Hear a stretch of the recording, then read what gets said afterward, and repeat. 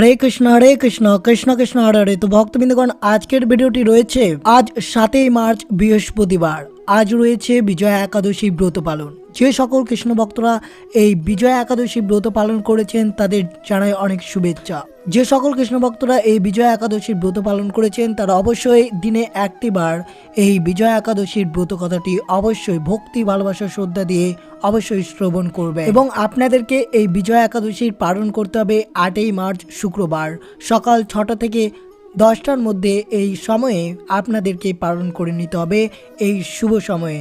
আর যে সকল কৃষ্ণ ভক্তরা এই বিজয়া একাদশী ব্রত পালন করেছেন তারা শত শত পাপ থেকে মুক্ত পাবে এবং বিভিন্ন কাজে সফলতা পাবেন। যেমন শ্রীরামচন্দ্র লঙ্কায় যুদ্ধে বিজয়ী হয়ে তিনি সীতাকে উদ্ধার করেছিলেন, সেই মতো আপনারাও যদি এই বিজয়া একাদশীর ব্রত কথাটি অবশ্যই শ্রবণ করেন ভক্তি ভালোবাসা শ্রদ্ধা দিয়ে, তাহলে আপনারাও যে কোনো কর্মে খুব তাড়াতাড়ি সফলতা পাবেন।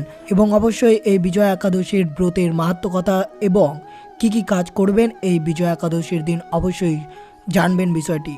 এবং অবশ্যই শুরু থেকে শেষ পর্যন্ত এই বিজয়া একাদশীর ব্রত কথাটি ভক্তি ভালোবাসা শ্রদ্ধা এবং ভক্তি মনে অবশ্যই শ্রবণ করবেন। চ্যানেলে নতুন হয়ে থাকলে দয়া করে চ্যানেলটিকে সাবস্ক্রাইব করবেন, লাইক করবেন, কমেন্টে ভক্তি ভালোবাসা শ্রদ্ধা দিয়ে জয় শ্রীকৃষ্ণের জয় লিখে দিতে ভুলবেন না। তো দেখা যাক আজকের ভিডিওটি। আজ 7ই মার্চ বৃহস্পতিবার রয়েছে বিজয়া একাদশী। আর যে সকল কৃষ্ণ ভক্তরা বিজয়া একাদশী ব্রত পালন করেছেন তারা অবশ্যই মনোযোগ এবং ভালোবাসার শ্রদ্ধা দিয়ে এই বিজয়া একাদশীর ব্রতের মাহাত্ম্য কথাটি অথবা ব্রত কথাটি অবশ্যই ভক্তি মনে শ্রবণ করবেন। তো শ্রবণ করা যাক আজকে বিজয়া একাদশীর ব্রত কথাটি। স্কন্দ পুরাণে এই একাদশীর মাহাত্ম্য এইভাবে বর্ণিত রয়েছে। মহারাজ যুধিষ্ঠির শ্রীকৃষ্ণকে বললেন, হে বাসুদেব, ফাল্গুন মাসের কৃষ্ণপক্ষের একাদশীর মাহাত্ম্য অনুগ্রহ করে আমাকে বলুন। শ্রীকৃষ্ণ বললেন, হে যুধিষ্ঠিরী, এই একাদশী বিজয়া একাদশী নামে পরিচিত। এই একাদশীর সম্পর্কে এক সময় দেবর্ষি নারদ স্বয়ম্ভু ব্রাহ্মকে জিজ্ঞাসা করেছিলেন। তিনি এই প্রসঙ্গে যা বলেছিলেন তা আমি এখন তোমাকে বলছি। এই পবিত্র পাপ বিনাশিনীকারী ব্রত মানুষকে জয় দান করে বলে বিজয়া নামে প্রসিদ্ধ। পুরাণকালে শ্রী রামচন্দ্র 14 বছরের জন্য বনে গিয়েছিলেন। সীতা ও লক্ষ্মণের সঙ্গে তিনি পঞ্চবটী বনে বাস করতেন। সেই সময় লঙ্কাপতি রাবণ দেবী সীতাকে এক সময় হরণ করে নেয়। সীতার অনুসন্ধানে রামচন্দ্র চতুর্দিকে ভ্রমণ করতে থাকে। তখন মৃত্যু প্রায় জটায়ুর সাথে তার সাক্ষাৎ হয়। জটায়ু রাবণের সীতাহরণের সমস্ত বৃত্তান্ত রামচন্দ্রকে জানিয়ে মৃত্যুবরণ করে।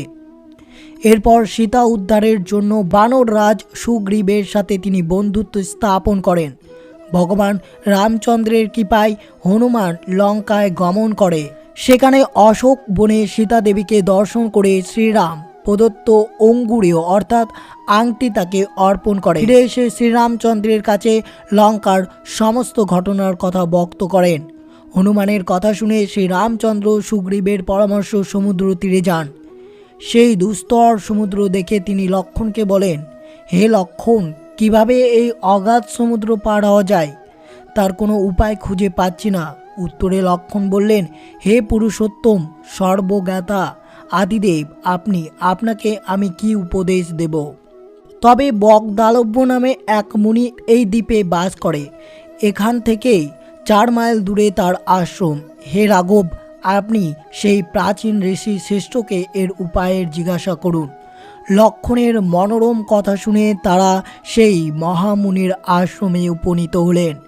ভগবান রামচন্দ্র ভক্তরাজ সেই মুনিকে প্রণাম করলেন।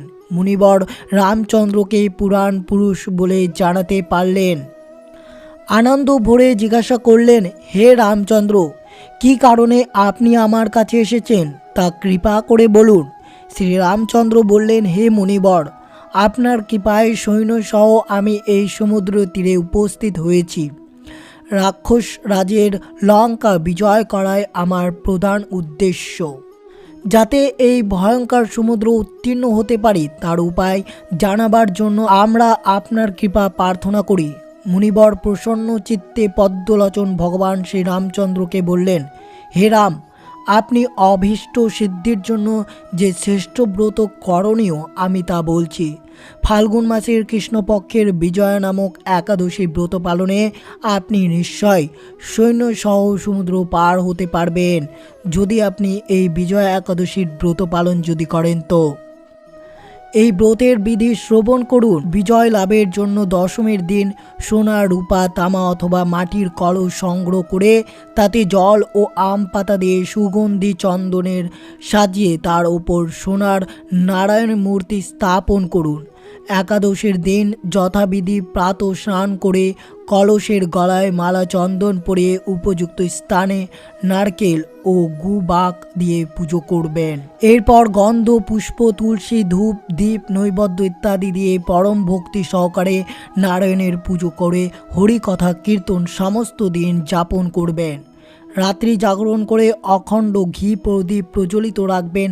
দ্বাদশীর দিন সূর্যোদয়ের পরে সেই কলস বিসর্জনের জন্য কোনো নদী বা সরোবর বা জলাশয়ের কাছে গিয়ে বিধি অনুসারে পূজা নিবেদনের পর তা বিসর্জন দেবেন।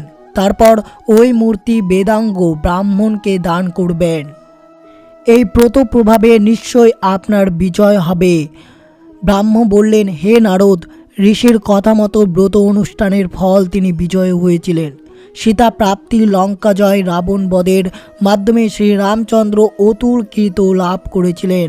তাই যথাবিধি যে মানুষ এই ব্রত পালন করবেন তাদের এই জগতে জয়লাভ ও পরজগতে অক্ষয় সুখ নিশ্চিত হবে। শ্রীকৃষ্ণ বললেন, হে যুধিষ্ঠির, এই কারণ বিজয়া একাদশীর ব্রত পালন অবশ্যই কর্তব্য। এই ব্রত কথা শ্রবণ করলে কীর্তন বাজপেয় যজ্ঞের ফল লাভ প্রাপ্তি হবে।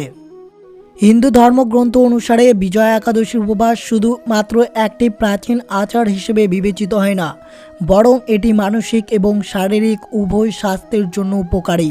এছাড়াও বিজয়ার অভিধানিক অর্থ হলো বিজয়, যার অর্থ বিজয়া একাদশীতে উপবাস পালন করা কঠিন পরিস্থিতিতে সাফল্য এবং জয় এনে দেয়। এটা সব ধরনের বাধা এবং প্রতিবন্ধকতা দূর করতে সাহায্য করে।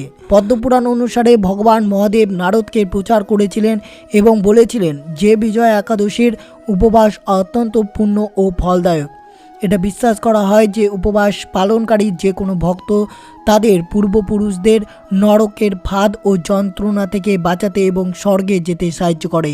এছাড়াও যদি ভক্তরা এই দিনে দান করে তবে তারা তাদের অতীত এবং বর্তমান পাপ থেকে মুক্ত পায় এবং ফলপ্রসূ ফল অর্জন করতে পারে। এই বিজয়া একাদশীর দিন বিজয়া একাদশীতে ভগবান বিষ্ণুর পুজো করা অত্যন্ত শুভ। পুজো করা শুধুমাত্র ফলদায়ক নয়, বাড়িতে ইতিবাচক শক্তি নিয়ে আসে এবং নেতিবাচক শক্তি দূর করতে সাহায্য করে। এই একাদশীর উপবাস ভোরে ঘুম থেকে উঠে পবিত্র স্নান করে পরিষ্কার কাপড় পরিধান করতে হবে। দশমীর একটি বেদি তৈরি করুন এবং সপ্তদোন নামক 7টি ডাল রাখুন। যেমন ডালগুলো হচ্ছে উড়দ, মুগ, গম, ছোলা, জব, চাল এবং বাজরা। এরপর সোনা বা রৌপ্য বা মাটি ব্যবহার করে সোনা, রৌপ্য বা মাটির কলস তৈরি করুন এবং এটি তারপরের ওপরে রাখুন। একাদশীর দিন কলসে পঞ্চপল্লব স্থাপন করে শ্রী বিষ্ণুর মূর্তি স্থাপন করুন। এরপর ধূপ, প্রদীপ, চন্দন, ফুল, ফল এবং তুলসী দিয়ে ভগবান বিষ্ণুকে আহ্বান করুন। অবশ্যই 7 মার্চ বৃহস্পতিবার এটি উপবাস করবেন।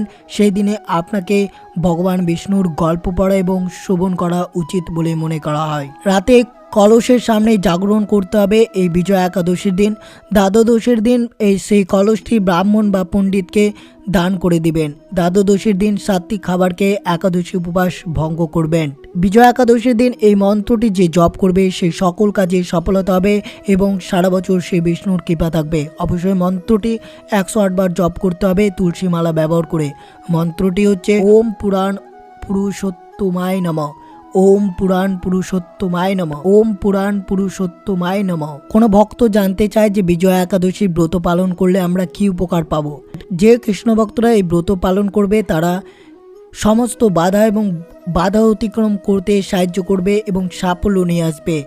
এই বিজয়া একাদশীর ব্রত পালনে তাদের সমস্ত ইচ্ছা পূরণ করবে, সমস্ত পাপ এবং খারাপ কাজ ধ্বংস করতে সাহায্য করবে এবং মোক্ষ লাভ করতে সাহায্য করবে এই বিজয়া একাদশীর ব্রত পালনকারীদের।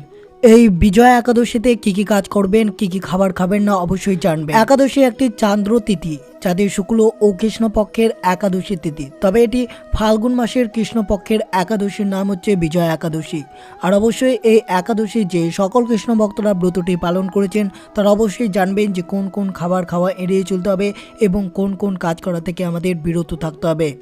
এই সময় সাধারণত ফলমূল বা বিভিন্ন সবজি এবং দুধ খাওয়া যাবে। তবে একাদশীতে পঞ্চরবি শস্য সকলকেই বর্জন করতে হবে। যে সকল কৃষ্ণ ভক্তরা এই ব্রত পালন করে রয়েছে এবং তাদের পরিবারেরও অবশ্যই চেষ্টা করবেন যে পঞ্চরবি শস্য যাতে কিছুতেই গ্রহণ করা না যায়। যদি গ্রহণ করেন তাহলে অবশ্যই ব্রতটি আপনার নষ্ট হয়ে যাবে। অনেক ভক্তরা পঞ্চরবি শস্য কী সেটা নিয়েও অনেকেই অজানা রয়েছে, তবে অবশ্যই জেনে নিন পঞ্চরবি শস্য কোন কোন খাবারগুলোর মধ্যে পড়ে। ধান জাতীয় সকল প্রকার খাদ্য, আমরা ধান থেকে পাই চাল, মুড়ি, চিড়া, সুজি, পায়েস, খিচুড়ি, চালের পিঠা, খই ইত্যাদি। এই সকল ধান জাতীয় খাদ্য আমরা বিজয়া একাদশীর দিন ত্যাগ করতে হবে। গম জাতীয় সকল প্রকার খাদ্য, আটা, ময়দা, সুজি, বেকারি রুটি, সব রকমের বিস্কিট, হরলিক্স ইত্যাদি খাওয়া নিষিদ্ধ। জব জাতীয় খাদ্য যেমন ছাতু, রুটি, খই ইত্যাদি। ডাল জাতীয় সকল প্রকার খাদ্য যেমন মুগ, মাসকলাই, খেসারি, মুসুরি, ছোলা, অরহর, মটরশুঁটি, বরবটি ও ছিম। অনেক ভক্তরা প্রশ্ন করেছেন যে আমরা কি ছিম খেতে পারবো? তো অবশ্যই বলা হচ্ছে যে ছিমও হচ্ছে পঞ্চরবি শস্যের মধ্যে একটি ডাল জাতীয় অংশ, যেটা সকল একাদশীতে ছিম খাওয়া নিষিদ্ধ বলে মনে করা হয়। তাই এই বিষয়ে অনেকে অজানা, তাই অবশ্যই জেনে রাখলেন যে ছিম খাওয়া আপনাদেরকে বিরত থাকতে হবে সকল একাদশীর চলাকালীন। সর্ষের তেল, সোয়াবিন তেল, তিল তেল ইত্যাদি খাওয়া যাবে না। যদি আপনারা যে কোনো একটি একাদশীতে গ্রহণ করেন তাহলে ব্রতটি আপনার নষ্ট হয়ে যেতে পারে, তাই এ বিষয়ে সতর্ক থাকতে হবে। যারা সাত্ত্বিক আরোহী নন এবং যারা চা, বিড়ি, সিগারেট, পান, কফি করেন তাহলে অবশ্যই ব্রতটি আপনার নষ্ট হয়ে যাবে। যতটা সম্ভব পারবেন একাদশী ব্রত পালন করার সময় এগুলো আপনারা যাতে গ্রহণ না করেন, এই বিষয়ে আপনাদের সতর্ক থাকতে হবে। একাদশীর পালন, আপনাদের একাদশী পালন করতে হবে 8ই মার্চ শুক্রবার সকাল 6টা থেকে 10টার মধ্যে। এই সময় আপনাদেরকে পালন করে নিতে হবে। যে নির্দিষ্ট সময় দেওয়া থাকে সেই সময়ের মধ্যে পঞ্চরবি শস্য ভগবানকে নিবেদন করে প্রসাদ গ্রহণ করে পালন করা একান্ত দরকার, নতুবা একাদশীর কোনো ফল লাভ হবে না। আপনি ভাবছেন যে আমি একাদশী ব্রত পালন করলাম, পঞ্চরবি শস্য ত্যাগ করলাম, আপনি যদি ব্রতের পালন না করে তাহলে একাদশীর কোনো ফল লাভ পাবেন না। তাই জন্য অবশ্যই আপনি যদি একাদশীর ব্রত পালন করেন তাহলে অবশ্যই পরের দিন পালন অবশ্যই আপনাকে করতে হবে। একাদশীর ব্রত পালনের প্রকৃত উদ্দেশ্য কেবল উপবাস করা নয়। আপনি উপবাস করে থাকলে হবে না, আপনাকে নিরন্তর শ্রী ভগবানের নাম স্মরণ, মনন ও শ্রবণ কীর্তনের মাধ্যমে একাদশীর দিনটাকে আপনাকে অতিবাহিত করতে হবে। যে সকল কৃষ্ণ ভক্তরা একাদশী ব্রত পালন করে রয়েছেন তারা কোনো মতেই খারাপ চিন্তা ভাবনা করবেন না। সর্বদাই শ্রী ভগবানের নাম স্মরণ করবেন এবং একাদশীর দিন অর্থাৎ যেদিন আপনারা ব্রত পালন করবেন সেই দিন পরনিন্দা, পরচর্চা, মিথ্যা ভাষণ, ক্রোধ, দুরাচারী সহবাস সম্পূর্ণরূপে নিষিদ্ধ বলে মনে করা হয়। তাই এ বিষয়ে আপনাদেরকে সতর্ক থাকতে হবে যাতে একাদশীর দিন কারোর নিন্দা করবেন না, খারাপ কথা বলবেন না এবং এমন কথা বলবেন না যাদের মন সেই কথা শুনে খারাপ লেগে যায়। একাদশীতে সবজি কাটার সময় সতর্ক থাকতে হবে যেন কোথাও কেটে না যায়। একাদশীতে রক্তক্ষরণ বর্জনীয়। ব্রাশ করার সময় অনেকে রক্তক্ষরণ হয়ে থাকে, তাই একাদশীর আগের দিন রাতেই দাঁত ভালোভাবে ব্রাশ করে নেওয়া উচিত। অবশ্যই মনে রাখবেন যদি একাদশীর চলাকালীন যদি আপনার রক্তক্ষরণ হয় তাহলে একাদশীর ব্রতটি নষ্ট হয়ে যাবে। তাই এ বিষয়ে সকলকেই সতর্ক থাকতে হবে। একাদশীতে চলমান একাদশীর মাহাত্ম্য শ্রীমুখ ভগবত হতে শ্রবণ অথবা সম্ভব না হলে নিজেই ভক্তি সহকারে পাঠ করতে হবে এই একাদশীর ব্রতকথা এবং শ্রীমদ্ ভগবত গীতা। যারা একাদশীতে একাদশীর প্রসাদ রান্না করেন তারা 5 ফোড়ন ব্যবহার সতর্ক থাকা, কারণ 5 ফোড়নে সরষার তেল বা তিল থাকতে পারে যা একাদশীতে বর্জনীয়। একাদশীতে শরীরের প্রসাধনী ব্যবহার নিষিদ্ধ। তেল, সাবান বা শ্যাম্পু ইত্যাদি বর্জনীয়। সকল প্রকার ক্ষৌরকর্ম ও নখ কাটা নিষিদ্ধ বলে মনে করা হয়। তো অবশ্যই সকল কৃষ্ণ ভক্তরা এই ব্রতের মাহাত্ম্য কথাটি শ্রবণ করলেন এবং অবশ্যই আপনারা যাতে এই দিনে রাত্রি জাগরণ করতে পারেন এই বিজয়া একাদশীর দিন। অবশ্যই সকলের দিনটি শুভ হোক এবং যাতে সকলেই বিজয়া একাদশীর দিনটিতে যাতে সর্বদা সেই ভগবানকে স্মরণ করতে পারে এবং অবশ্যই পারলে ভিডিওটি আপনার বন্ধু বা আত্মীয় বা ভক্তদের সাথে অবশ্যই শেয়ার করে দেন। তো এই ছিল ভিডিওটি ভালো লাগলে অবশ্যই চ্যানেলটিকে সাবস্ক্রাইব করবেন, লাইক করবেন এবং কমেন্টে ভক্তি ভালোবাসার শ্রদ্ধা দিয়ে জয় শ্রীকৃষ্ণের জয় লিখে দিতে ভুলবেন না। সুস্থ থাকবেন, সতর্ক থাকবেন। জয় শ্রীকৃষ্ণ, রাধে রাধে।